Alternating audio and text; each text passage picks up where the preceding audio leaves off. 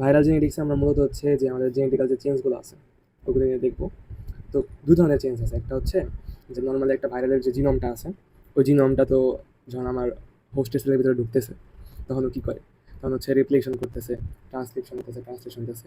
এই প্রসেসগুলোর সময় একটা ভাইরাসের জিনোমে যে চেঞ্জগুলো হয় ওটা আমরা বলি মিউটেশন। স্মল যে চেঞ্জটা হয় ভাইরাসের মানে ট্রান্সক্রিপশন বা ট্রান্সলেশনের সময়।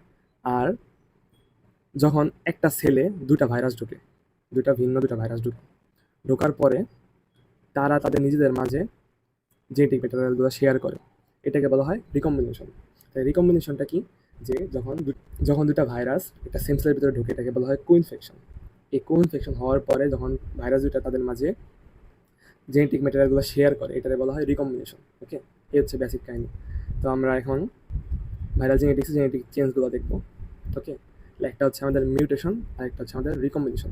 মিউটেশনে কি হয়, আমাদের প্রোটিনের মধ্যে চেঞ্জটা হয় কীভাবে, ধরলাম হচ্ছে রেপ্লিকেশন বা ট্রান্সক্রিপশন বা ট্রান্সলেশনের সময় একটা ভাইরাল জিনোমে যে ছোটোখাটো চেঞ্জগুলো হয়, যেমন ধরলাম এখানে আমার 3টা নিউক্লিওটাইড ছিল, যখন আমার ট্রান্সক্রিপশন হবে বা ট্রান্সলেশন হবে বা রেপ্লিকেশন হবে তখন একটা নিউক্লিওটাইড চেঞ্জ হয়ে গেলো।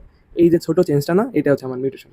আর রিকম্বিনেশন কি, রিকম্বিনেশন হচ্ছে এই যে একটা সেলের ভিতরে দুটো ভাইরাস ঢুকছে, ঢোকার পরে এরা যখন নিজেদের মাঝে জেনেটিক ম্যাটেরিয়াল শেয়ারটা করে, এটা হচ্ছে আমার রিকম্বিনেশন। ওকে, তাহলে রিকম্বিনেশন হওয়ার প্রথম পূর্ব শর্ত কি, যে এখানে কোইনফেকশন হতে হবে। কোইনফেকশন মানে কি, দুটা ভাইরাসের একটা সেম সেলের ভিতরে ঢুকতে হবে। ওকে, আর মিউটেশনের যে চেঞ্জটা হয় এটা হচ্ছে আমার সাবটেল বা স্মল চেঞ্জ, আর রিকম্বিনেশনের যে চেঞ্জটা হয় এটা হচ্ছে আমার মেজর চেঞ্জ। ওকে, এখন রিকম্বিনেশনের মধ্যে আবার অনেক কাহিনীপত্র আছে। যেমন হচ্ছে দুটা ভাইরাস তো ঢুকছে, যে যে দুটা ভাইরাস ঢুকছে ওই দুটা ভাইরাস যদি সেগমেন্টেড হয় ওইটাই পারে। আবার যদি দুটা ভাইরাস হচ্ছে নন সেগমেন্টেড হয় তাহলে এক কাহিনী। যদি দুটা ভাইরাস সেগমেন্টেড হয় যেমন হচ্ছে ইনফ্লুয়েঞ্জা, তখন কী হবে, ইনফ্লুয়েঞ্জার যেরকম সেগমেন্টগুলো আছে না, এই সেগমেন্টগুলো ধরলাম এক ধরনের ইনফ্লুয়েঞ্জা আছে, এটা এটা ধরলাম আমি হচ্ছে আমার যে অ্যাভিয়ান ইনফ্লুয়েঞ্জা, আর এটা ধরলাম হচ্ছে আমার হিউম্যান ইনফ্লুয়েঞ্জা। তো এদের মধ্যে যে সেগমেন্টগুলো আছে সেগমেন্টগুলোর মধ্যে কী হবে, ইন্ডিপেন্ডেন্টলি এগুলো হচ্ছে সাজাবে, এটাকে বলা হয় ইন্ডিপেন্ডেন্ট অ্যাসাইনমেন্ট। জিনিসটা অনেকটা এরকম। এই যে একটা হচ্ছে একটা পিক্সেলের বলা হয় মিক্সিং ফ্যাক্টরি বা মিক্সিং মেশিনারি, এটার ভিতরে এভিয়ান ইনফ্লুয়েঞ্জা ঢুকছে, হিউম্যান ইনফ্লুয়েঞ্জা ঢুকছে। তো এভিয়ান ইনফ্লুয়েঞ্জার কি অনেকগুলো হচ্ছে সেগমেন্ট আছে, আবার হিউম্যান ইনফ্লুয়েঞ্জারও সেগমেন্টগুলো আছে। তো এই সেগমেন্টগুলো যদি নিজেদের মধ্যে এক্সচেঞ্জ হয় ওই জিনিসটা আমরা বলতেছি ইন্ডিপেন্ডেন্ট অ্যাসর্টমেন্ট। তাহলে ইন্ডিপেন্ডেন্ট অ্যাসর্টমেন্ট হচ্ছে আমাদের রিকম্বিনেশনের একটা স্পেশাল টাইপ, যেটা শুধুমাত্র আমরা সেগমেন্টেড ভাইরাসের ক্ষেত্রে দেখতে পাবো, যেমন অর্থোমিক্সো ভাইরাস যেটার ভিতরে আছে ইনফ্লুয়েঞ্জা ভাইরাস।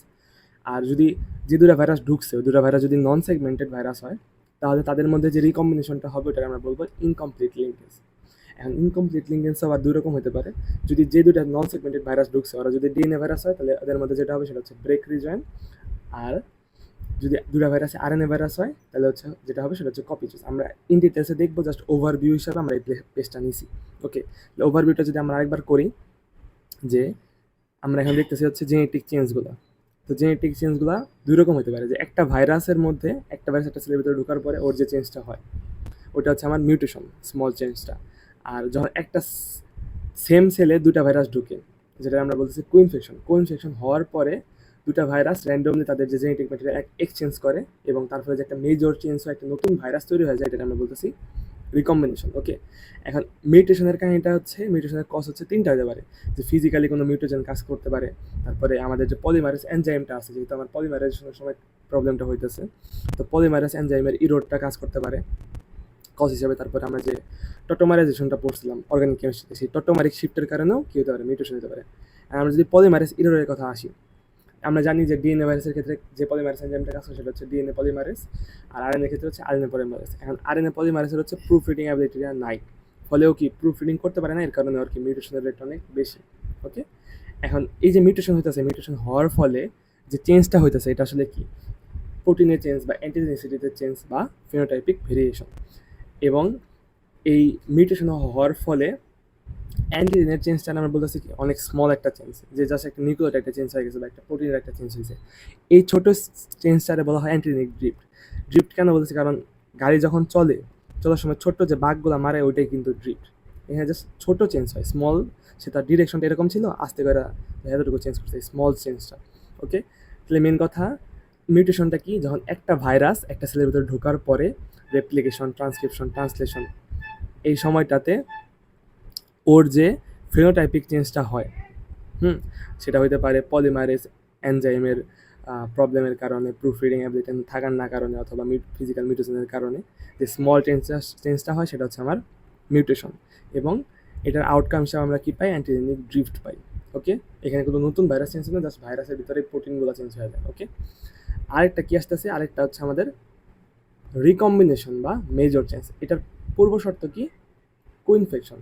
কোইনফেকশন মানে কি? দুইটা ভাইরাস সেন্সরের ভিতরে ঢুকছে। এখন ঢোকার পরে কি হবে? এই দুইটা ভাইরাসই র্যান্ডমলি এদের জেনেটিক ম্যাটেরিয়ালটা কী করবে? এক্সচেঞ্জ করবে। এখন যে দুটা ভাইরাস ঢুকছে ওই দুটা ভাইরাস কি সেগমেন্টেড হতে পারে, নন সেগমেন্টেড হতে পারে।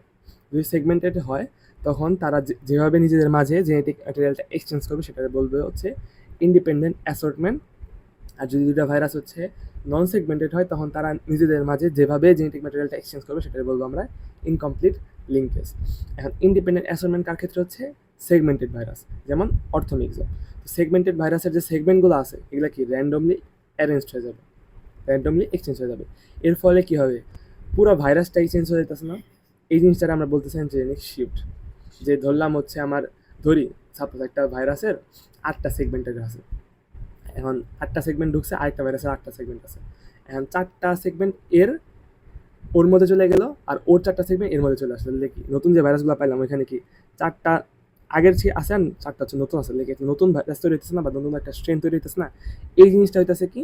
এই জিনিসটারে আমরা বলতেছি অ্যান্টিজেনিক শিফট। সেগমেন্টেড ভাইরাসের ক্ষেত্রে যখন রিকম্বিনেশনটা হয় হচ্ছে ইন্ডিপেন্ডেন্ট অ্যাসর্টমেন্টের মাধ্যমে, মানে সেগমেন্টগুলো জাস্ট র্যান্ডমলি এক্সচেঞ্জ হয়।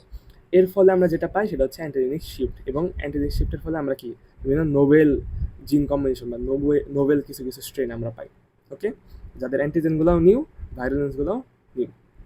ওকে, আর যদি দুটা ভাইরাস কি হয়? নন সেগমেন্টেড হয়, তখন তারা যেভাবে হচ্ছে তাদের জেনেটিক ম্যাটেরিয়ালগুলো শেয়ার করে ওটাকে বলা হয় ইনকমপ্লিট লিঙ্কেজ। এখন যদি ভাইরাস দুটা ডিএনএ ভাইরাস হয়, ডিএনএ নন সেগমেন্টেড, তাহলে তাদেরটারে আমরা বলবো ব্রেক রিজয়েন। আর যদি আরএনএ হয় তখন এটাকে আমরা বলবো কপি চয়েস। ব্রেক রিজয়েন মানে কি? নামেই বলে দিচ্ছে কিন্তু সব কিছু, যে প্রথমে ব্রেক হবে তারপর আবার রিজয়েন হবে। আর কপি চয়েস হচ্ছে কি? আমার যে পলিমারেজ এনজাইমটা আছে ও হুট করে আমার টেমপ্লেটটা সুইচ করতে পারে, এটা বলতেছি কপি চয়েস। এটা কি আমরা একটু পরে ডিটেলস সবই দেখবো। ওকে, তাহলে মেন কথা হচ্ছে যে আমরা যেরকম মিউটেশনের ক্ষেত্রে কী পাইছিলাম অ্যান্টিজেনিক ড্রিফট, ওইরকম রিকম্বিনেশনের সেগমেন্টেড ভাইরাসের ক্ষেত্রে যে ইন্ডিপেন্ডেন্ট অ্যাসর্টমেন্ট আছে ওইখানে আমরা কী পাইছি? অ্যান্টিজেনিক শিফট পাইছি। আর যদি নন সেগমেন্টেড ভাইরাস হয় সেখানে আমরা কী পাইছি? ইনকমপ্লিট লিঙ্কেজ পাইছি, যেখানে হচ্ছে আমার ডিএনএ হইলে ব্রেক রিজয়েন আর আরএনএ হইলে কপি চয়েস। ওকে, এখন রিকম্বিনেশনের ফলে আমরা কি পাই? নোভেল জিন কম্বিনেশন পাই। ফলে আমার কি নিউ অ্যান্টিজেন তৈরি হয়, নিউ ভাইরোলেন্স শো করে, হোস্ট রেঞ্জটা হচ্ছে নিউ হয়ে যায় এবং অঙ্কোজেনেসিসও শো করে। এবং এর ক্ষেত্রে আমরা যেভাবে অনেক সময় রিকম্বিনেন্ট ভ্যাকসিনও তৈরি করতে পারি এটা থেকে। ওকে, এখন হচ্ছে আমরা একদম ডিটেলসে দেখব। তাহলে প্রথমে আসি মিউটেশন।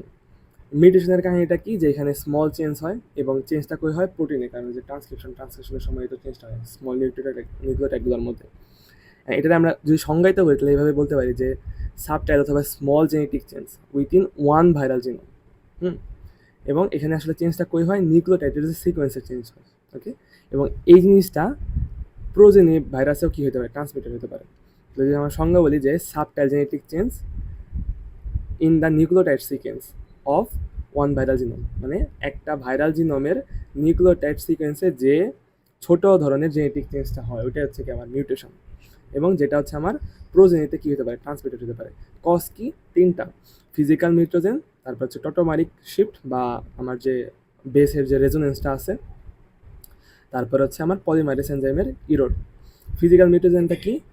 যেমন আমার যে ইগুলো আছে আয়োনাইজিং যে এক্স রে আছে, নন আয়োনাইজিং যে ইউভি রে এগুলো আছে, এগুলোর কারণে কি আমার এগুলো যদি আমার ভাইরাসের উপরে পড়ে তাহলে কি ভাইরাসের মিউটেশন হতে পারে। এগুলো আমরা বলছি এর কারণে ফিজিক্যাল মিউটেশনস। তারপরে টটোমারিক শিফট যেটা হয়, যে কিটোইনোল সমানতা আমরা যে পড়ছিলাম, ওটার কারণে হতে পারে। মেনলি হচ্ছে কি পলিমারেজ এনজাইমের কাহিনীর কারণে হয়। যেমন আমরা জানি যে আরএনএ পলিমারেজ, আরএনএ ভাইরাসের যে রেপ্লিকেশনটা করতেছে, ওই আরএনএ পলিমারেজের কি প্রুফ রিডিং অ্যাবিলিটি নাই, না থাকার কারণে কি মিউটেশনটা বেশি হয়, কারণ প্রুফ রিড করতে পারে না। ওকে, আর প্রুফ রিড করতে পারে না তার মানে কি ভুল যেটা হয়েছে ওটা আবার ঠিক করতে পারতেছে না। আর এই ভুলটাই তো, এই ভুলটা বা চেঞ্জটাই তো আসলে কি মিউটেশন। যেহেতু আরএনএ ভাইরাস প্রুফ রিডিং করতে পারে না এর কারণে কি মিউটেশন রেটটা অনেক হাই। ওকে, আমরা যদি আসি একটু কম্পারিজন দেখি যে ডিএনএ ভাইরাস যেমন হারপিস পক্স, তারপরে আরএনএ ভাইরাস এফএমডি যেটা পিকোনার আন্ডারে, তারপরে ইনফ্লুয়েঞ্জা যেটা হচ্ছে অর্থোমিক্সের আন্ডারে। তো এদের ক্ষেত্রে কি হয়, আমার হচ্ছে ডিএনএ ভাইরাসের ক্ষেত্রে যেটা হয় সেটা হচ্ছে আমার ডিএনএ পলিমারেসের প্রুফ রিডিং অ্যাবিলিটি আছে, এর কারণে মিউটেশন রেট অনেক কম এবং স্টেবিলিটি অনেক বেশি, অ্যান্টিজেনিক ভেরিয়েশন কম, এর জন্য ভ্যাকসিনের ফ্রিকোয়েন্সিটা আমার ওরকম দিতে হয় না, ফ্রিকোয়েন্টলি ভ্যাকসিন দেওয়া লাগে না। বাট যদি আমরা আরএনএ ভাইরাসের ক্ষেত্রে আসি, আরএনএ পলিমারেসের প্রুফ রিডিং অ্যাবিলিটি নাই, ফলে মিউটেশন রেট অনেক হাই। মিউটেশন রেট অনেক হাই হওয়ার কারণে জেনেটিক স্টেবিলিটি অনেক কম, এর কারণে অ্যান্টিজেনিক ভেরিয়েশন অনেক বেশি। ভেরিয়েশন অনেক বেশি হওয়ার কারণে কি অ্যানুয়ালি বা ফ্রিকোয়েন্টলি ভ্যাকসিনেশন করা লাগে। ওকে, এখন এখানে মনে রাখতে হবে এনডিভির আমরা, যদিও এনডিভি হচ্ছে প্যারামিক্সো, তার মানে কি আমার আরএনএ ভাইরাস, আরএনএ ভাইরাস লেওয়ার কি অবশ্যই মিউটেশন অনেক বেশি হওয়ার কথা, বাট মিউটেশন হয় না, কারণ এনডিভির 6টা এসেনশিয়াল প্রোটিন আছে। ওই 6টা এসেনশিয়াল প্রোটিন যদি এনডিভি না পায় তাহলে হচ্ছে এনডিভি বাঁচতে পারবে না। তো যদি কোনো কারণে মিউটেশন হয়ে যায় এনডিভির মাঝে, তাহলে কী হবে, এনডিভি ওই প্রোটিনগুলো 6টা প্রোটিন থাকবে না, ফলে মিউটেশন হওয়ার পরে যে এনডিভিটা তৈরি হবে কিন্তু সাথে সাথে মারা যাবে, নষ্ট হয়ে যাবে। এর কারণে আমরা কোনো মিউটেটেড এনডিভি দেখতে পাই না, কারণ মিউটেশন হইলেও নিজেই মারা যাবে। ওকে, এটা আমার মনে রাখতে হবে। আচ্ছা, এখন আমরা বলছি যে মিউটেশন হওয়ার পরে আমরা যে জিনিসটা আউটকাম হিসেবে পাইতেছি সেটা কি, প্রোটিনের চেঞ্জ বা ফেনোটাইপিক ভেরিয়েশন বা অ্যান্টিজেনিক ড্রিফট, স্মল চেঞ্জটা। এই জিনিসটা আসলে কি, বললাম আমার ছিল কি ইউসিসি। এখন যদি কোনো কারণে ইউসিসিটারে আমি ইউসি হিসাবে মানে হয়ে যায়, তখন কী হবে, এখানে একটা পয়েন্টের একটা মিউটেশন হলো না, একটা নিউক্লিওটাইডের চেঞ্জ, এই কারণে মিউটেশনটা অনেক সময় বলা হয় পয়েন্ট মিউটেশন, এবং এখানে যেহেতু চেঞ্জটা অনেক ছোটো হয়েছে এই কারণে এটা বলা হয় অ্যান্টিজেনিক ড্রিফট মলিকুলার বেসিসে। ওকে ওকে, তাহলে অ্যান্টিজেনিক ড্রিফটটা আসলে আমার এপিটপের চেঞ্জ হয়। এখন এপিটপের চেঞ্জ হলে কি, যে অ্যান্টিবডিটা স্কিপ করে যায়, এর কারণে কিন্তু আরএনএ ভাইরাসগুলোর ক্ষেত্রে কি খুব বেশি মিউটেশন হয় এবং আমাদের খুব বেশি কি ভ্যাকসিনেশন প্রোটোকলগুলো চেঞ্জ করা হয়, কারণ আমার আগের অ্যান্টিবডি এখন কাজ করতেছে না। কারণ কি, এখানে মিউটেশন হয়েছে, তার মানে কি অ্যান্টিজেনিক ড্রিফট হয়েছে, অ্যান্টিজেনিক ড্রিফট হয়েছে মানে কি এপিটপটা চেঞ্জ হয়ে গেছে, এখন আমার আগের অ্যান্টিবডিটা কাজ করতে পারতেছে না। ওকে, এটা কিন্তু অনেক ইম্পর্টেন্ট একটা জিনিস, যে আরএনএ ভাইরাসগুলোর ক্ষেত্রে ভ্যাকসিনেশন আমরা তো ফ্রিকুয়েন্টলি কেন করতেছি, কারণ আরএনএ ভাইরাসগুলোর অনেক বেশি মিউটেশন হচ্ছে, মিউটেশন হলে কি হচ্ছে অ্যান্টিজেনিক ড্রিফট হয়ে যাচ্ছে, ড্রিফট হলে কি হচ্ছে অ্যাপিটোপগুলো চেঞ্জ হচ্ছে, অ্যাপিটোপগুলো চেঞ্জ হলে কি হচ্ছে অ্যান্টিবডির গুলো এসকেপ করে দিতেছে। ওকে, শেষ, মিউটেশন শেষ। এখন আমাদের রিকম্বিনেশন। রিকম্বিনেশন আমরা কি বলছিলাম, যে এখানে মেজর চেঞ্জ হবে কখন, যখন হচ্ছে দুইটা ভাইরাস তাদের মধ্যে জেনেটিক ম্যাটেরিয়ালগুলো এক্সচেঞ্জিং করবে। আচ্ছা, রিকম্বিনেশনের পূর্ব শর্ত কি, রিকোয়ারমেন্ট কি, যেখানে কোইনফেকশন হতে হবে। কোইনফেকশন মানে কি, একটা সিঙ্গেল সেলে দুইটা ডিফারেন্ট ভাইরাস ঢুকবে, ঢোকার পরে তাদের মধ্যে যে এক্সচেঞ্জটা হবে জেনেটিক ম্যাটেরিয়ালে, তখন যে বড় ধরনের চেঞ্জটা হবে ওটা হচ্ছে আমার কি, রিকম্বিনেশন। এখন যদি ভাইরাসটা সেগমেন্টেড হয়, সেগমেন্টেড ভাইরাসটা যদি হয়, তখন হচ্ছে ওই সেগমেন্টগুলা নিজেদের মাঝে কি করবে, ইন্ডিপেন্ডেন্ট অ্যাসর্টমেন্ট করবে। ওকে, তাহলে যদি ভাইরাসটা সেগমেন্টেড হয় তখন কি হবে, যে জিনোমের যে সেগমেন্টগুলো আছে এই সেগমেন্টগুলো হচ্ছে কি হয়, নিজেদের মাঝে এক্সচেঞ্জ হবে। ওকে, আমরা জানি ইনফ্লুয়েঞ্জার কয়টা সেগমেন্ট আছে, 8টা সেগমেন্ট আছে, আর রিও ভাইরাসের কয়টা আছে, 10টা সেগমেন্ট আছে। এই 8টা সেগমেন্ট 10টা সেগমেন্ট নিজেদের মাঝে যে এক্সচেঞ্জ হবে এটাকে আমরা বলছি ইন্ডিপেন্ডেন্ট অ্যাসর্টমেন্ট, এবং এটা কার পার্ট, রিকম্বিনেশন পার্ট। আমরা যে প্রথমে একটা পুরো ওভারভিউ দেখছিলাম। ওকে, আচ্ছা, এখন আমরা একদম সরাসরি ইন্ডিপেন্ডেন্ট অ্যাসর্টমেন্টটা দেখবো। ইন্ডিপেন্ডেন্ট অ্যাসর্টমেন্ট কার ক্ষেত্রে হয়, শুধু এবং শুধুমাত্র সেগমেন্টেড ভাইরাসের ক্ষেত্রে হয়। ইন্ডিপেন্ডেন্ট অ্যাসর্টমেন্ট আসলে রিকম্বিনেশনের একটা পার্ট। ওকে, তাহলে আমার কি আছে, ধরলাম একটা এভিয়ান ইনফ্লুয়েঞ্জা আর একটা হিউম্যান ইনফ্লুয়েঞ্জা, আমি একটা পিক্সেলের ভিতরে রেখেছি। পিক্সেলটা হচ্ছে একটা, যে আমরা বাসা বাড়ি করার সময় যে মিক্সার করি না, ইট বালু সিমেন্ট, ওই রকম একটা মিক্সার মেশিন হচ্ছে আমার পিক্সেল।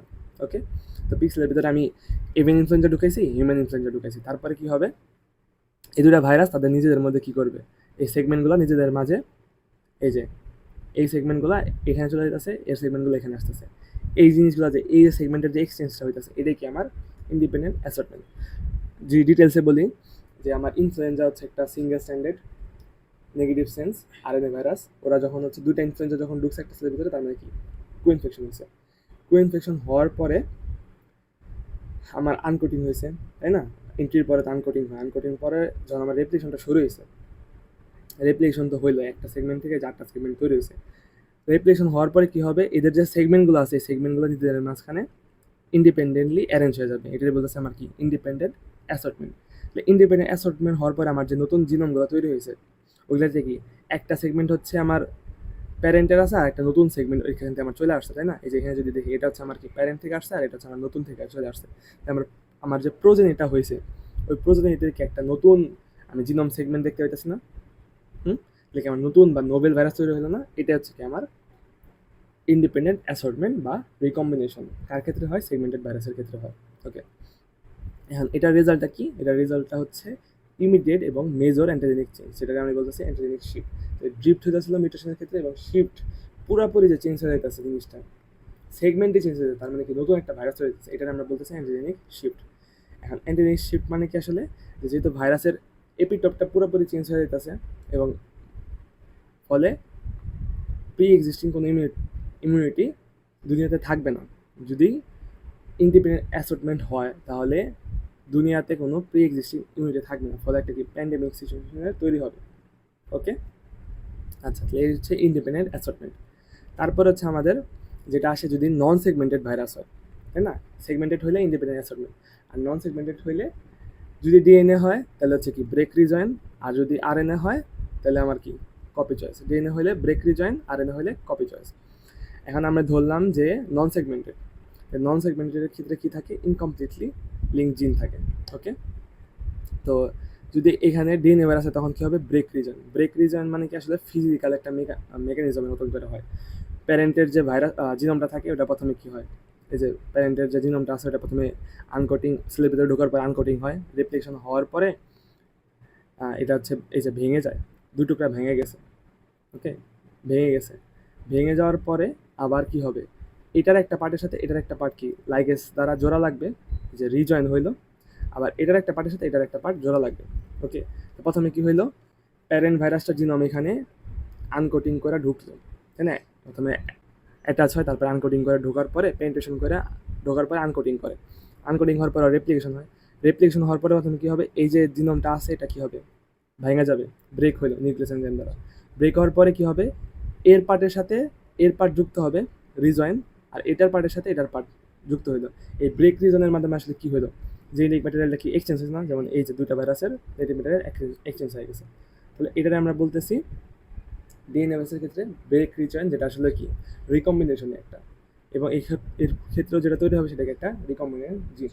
তাহলে মনে রাখতে হবে যে যদি সেগমেন্টেড ভাইরাস হয় তাহলে তাদের রিকম্বিনেশনটা হবে ইন্ডিপেন্ডেন্ট অ্যাসর্টমেন্টের মাধ্যমে, আর যদি নন সেগমেন্টেড হয়, নন সেগমেন্টেড প্লাস ডিএনএ হয় তাহলে কি প্রথমে ভাঙবে তারপরে জয়েন হবে, এটার বলতেছে আমরা ব্রেক রিজয়েন। ওকে, আর যদি আরএনএ ভাইরাস হয়, আরএনএ ভাইরাসেরটা একটু ট্রিকি। সেটা কি? আরএনএ ভাইরাসের ক্ষেত্রে আমরা সেটা বলতেছি হচ্ছে কপি চয়েস, অবশ্যই নন সেগমেন্টেড আরএনএ যারা আছে। ওকে, এখন নন সেগমেন্টেড আরএনএগুলো কী হবে? প্রথমে হচ্ছে প্যারেন্ট ভাইরাসটা এখানে অ্যাটাচ হবে, তারপর পেনিট্রেট করে ঢুকবে, ঢোকার পরে আনকোটিং হবে। এখন রেপ্লিকেশন হওয়া শুরু করছে, এখানে যেরকম রেপ্লিকেশন এতগুলো তৈরি করছে এরকম এখানে রেপ্লিকেশন শুরু হবে। বাট কী হবে? এখানে পলিমারেজ এনজাইমের কাহিনী হবে। সেটা কি? মিডল অফ দ্য রেপ্লিকেশনে হুট করে এই পলিমারেজ এনজাইমটা থাইমা যাবে, থাইমা যায় ওর যে এখানে যে পলিমারেশনটা যেখানে হইতে আসলো সেখানে ও ওইখান থেকে ডিসোসিয়েট হয়ে যাবে। ডিসোসিয়েট হয়ে আরেকটা যে ভাইরাস, মানে এখানে তো কোইনফেকশন হয়েছে যেহেতু রিকম্বিনেশন, তো কোইনফেকশনে যে আরেকটা ভাইরাস আছে সে ওইখানে যায় অ্যাসোসিয়েট হয়ে যাবে। তাহলে কি হইলো? ও এখানে 4-5টা তৈরি করে গেছে, তারপরে মিডল অফ দ্য রেপ্লিকেশন সে হচ্ছে কোইনফেকশনের যে আরেকটা ভাইরাস আছে সেখানে চলে গেছে। সে তার টেমপ্লেটটা কী করছে? আসলে সুইচ করছে। প্রথমে টেমপ্লেটটা ছিল এটা, মিডল অফ দ্য রেপ্লিকেশনে যাওয়ার টেমপ্লেটটা হয়ে গেছে কি এটা। এই টেমপ্লেটটা সুইচ করে তারপরে কি তৈরি করছে? আরও কিছু জিনিসপত্র তৈরি করছে। তাহলে আমরা যখন রেপ্লিকেশনটা শেষ হবে তখন দেখতে পাবো কি প্রথমে কিছু কিছু আছে আমার যারা হচ্ছে প্যারেন্টেরই ছিল, প্যারেন্টের জিনোম, আর তারপরে ও যখন টেমপ্লেটটা সুইচ করছে আমার পলিমারেজ এনজাইমটা যখন টেমপ্লেটটা সুইচ করে অন্য জায়গায় চলে গেছে তখন কি কিছু নতুন রিকম্বিনেন্ট জিনোম দেখতে পেয়েছি। ওকে, কপি চয়েসটা কি? ও সবই ঠিক থাকে, এখানে ব্রেক হওয়ার কোনো কাহিনীপত্র নেই। মিডল অফ দ্য রেপ্লিকেশন আমাদের যে পলিমারেজ এনজাইমটা আছে সেটা কি তার টেমপ্লেটটা সুইচ করে এখানে ছিল, টেমপ্লেটটা সুইচ করে এখানে চলে যায়, ফলে নতুন কিছু রিকম্বিনেন্ট জিএম তৈরি হয়। এটাকে আমরা বলছি কপি চয়েস। তাহলে আমরা যদি আবার ওভারভিউ করি জিনিসটা, এখন আমাদের কাছে এই স্লাইডটা একদম ক্লিয়ার হয়ে যাবে যে জেনেটিক চেঞ্জটা দুই ধরনের হতে পারে। যদি একটা ভাইরাস একটা সেলের ভিতরে ঢোকার পরে, একটা ভাইরাস একটা সেলের ভিতরে ঢোকার পরে তার যে স্মল চেঞ্জটা হয় ডিউরিং রেপ্লিকেশন, ট্রান্সক্রিপশন অথবা ট্রান্সলেশনের সময়, এটা হচ্ছে আমার কি মিউটেশন। আর যদি দুটা ভাইরাস সেম সেলের ভিতরে ঢোকার পরে তাদের মাঝে তাদের জেনেটিক ম্যাটেরিয়াল এক্সচেঞ্জ করে, ওটা হচ্ছে আমার রিকম্বিনেশন। তার মানে রিকম্বিনেশন পূর্ব শর্ত কি? কোইনফেকশন। ওকে, এখন মিউটেশনটা নর্মালি কার ক্ষেত্রে বেশি হয়? আরএনএ ভাইরাসের ক্ষেত্রে বেশি হয়, কারণ কি এখানে আরএনএ পলিমারেজটা আছে যার প্রুফ রিডিং অ্যাবিলিটি নাই, প্রুফ রিডিং অ্যাবিলিটি না থাকার কারণে কী হবে, এখানে মিউটেশনটা বেশি হবে। এবং মিউটেশনের ফলে আমরা যে ফেনোটাইপিক ভেরিয়েশন বা প্রোটিনের মধ্যে যে চেঞ্জটা দেখতে পাবো সেটা হচ্ছে আমার স্মল চেঞ্জটা হচ্ছে আমার অ্যান্টিজেনিক ড্রিফট। ওকে, আর রিকম্বিনেশনের ক্ষেত্রে আমরা যেটা দেখতে পাবো সেটা হচ্ছে যদি রিকম্বিনেশনের ক্ষেত্রে যে দুটো ভাইরাস ঢুকছে ওই দুটো ভাইরাস যদি সেগমেন্টেড ভাইরাস হয়, যেমন ইনফ্লুয়েঞ্জা, মানে অর্থোমিক্স, তারপরে হচ্ছে রিও ভাইরাস, তাহলে এই সেগমেন্টগুলো কি নিজেদের মধ্যে জাস্ট হচ্ছে অ্যারেঞ্জ হবে ইন্ডিপেন্ডেন্টলি। এটা বলতেছে আমরা ইন্ডিপেন্ডেন্ট অ্যাসর্টমেন্ট। এবার ইন্ডিপেন্ডেন্ট অ্যাসর্টমেন্টের ফলে কি নতুন একটা ভাইরাস তৈরি হবে, নোবেল একটা ভাইরাস তৈরি হবে, এটা আমরা বলতেছি অ্যান্টিজেনিক শিফট, মানে একটা মেজর চেঞ্জ। ওকে, আর যদি নন সেগমেন্টেড হয় তাহলে যে মেকানিজমে আগাবে সেটা হচ্ছে কি ইনকমপ্লিট লিঙ্কেজ। ওকে, এখন এই নন সেগমেন্টেড ইনকমপ্লিট লিঙ্কেজের ক্ষেত্রে যদি ডিএনএ ভাইরাস হয়, দুটো ভাইরাসই, তাহলে কী হবে, ব্রেক রিজন, মানে প্রথমে ভাঙবে তারপরে আবার জয়েন হবে। আর যদি আরএনএ ভাইরাস হয় তখন কী হবে, কপি চয়েস হবে। কপি চয়েস মানে কি পলিমারেজটা তার টেমপ্লেটটা সুইচ করে দেবে, ফলেও কী হবে, নোবেল বা নিউ ভাইরাস তৈরি হবে। এবং এক্ষেত্রে কি নতুন অ্যান্টিজেন, নতুন ভাইরালেন্স, নতুন হোস্টেন অঙ্কোজেনেসিসও হতে পারে। এই হচ্ছে আমার ভাইরাল জেনেটিক্সের চেঞ্জগুলো।